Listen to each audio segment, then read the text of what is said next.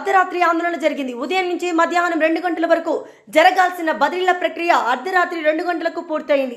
ఈ బదిలీలో స్పౌచ్ కింద ఉన్న 800 మంది స్టాఫ్ నర్సులకు అనుకూలంగా బదిలీ చేసి 6వ జోన్లో ఉన్న 285 మందికి జహీరాబాద్, తాండూరు, వికారాబాద్, బషీరాబాద్ జిల్లాలో వేశారు. దీంతో ఫోకల్ టు ఫోకల్ కావాలని స్టాఫ్ నర్సులు డిమాండ్ చేస్తూ ఆందోళనకు దిగారు. ఇదే విషయమైన కమిషనర్ కి చెప్పినా పట్టించుకోవడం లేదని స్టాఫ్ నర్సులు ఆవేదన వ్యక్తం చేశారు. Yes, yes.